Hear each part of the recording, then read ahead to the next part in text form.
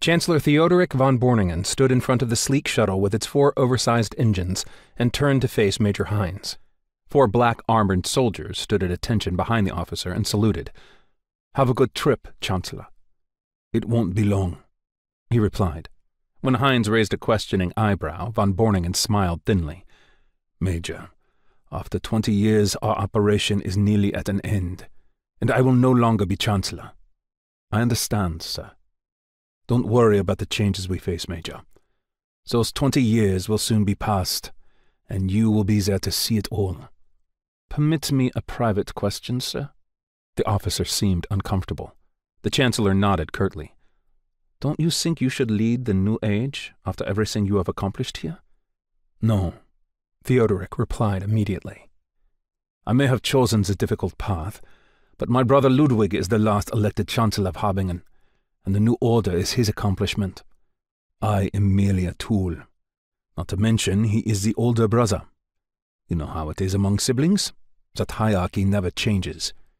He nodded to the Major, a man who had endured many years in the confines of DC-66412 with him, overseeing the exile's operations and spinning threads so thin that not even the whispering spiders of Federation intelligence had heard them vibrate.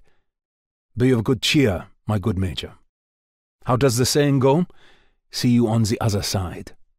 Hines saluted even more precisely than usual, his chin jutting slightly forward, and his gaze slanted upward in the old Harbinger fleet tradition. Theodoric smiled, nodded, and stepped into his shuttle. The metal ramp sealed shut and hissed as it locked behind him. He settled into the co-pilot seat and looked at the pilot, a young female lieutenant. Her intense raven-black eyes betrayed a mixture of nervousness and curiosity. Her sidelong glances in his direction spoke volumes about the weight of the moment. For 20 long years he had remained a mysterious voice in clandestine transmissions, the words vanishing as soon as they were received. His influence permeated through webs of front companies, conglomerates, pirate fleets, and underground organizations. Yet his true face remained a mystery. The Shadow Chancellor in exile, hidden in the shadows. Only a select few knew his identity. This young woman, not more than 35 or 40 years old, now saw the face behind the voice, and it likely sent shivers down her spine. "Don't worry, Lieutenant," he reassured her. "We're on the verge of a turning point. The need for absolute secrecy is over." "Thank you, sir," she replied, somewhat stiffly. This new state was clearly foreign to her, and he couldn't blame her. If she had piloted for him a year ago, she wouldn't have gotten off the shuttle. At least, not alive.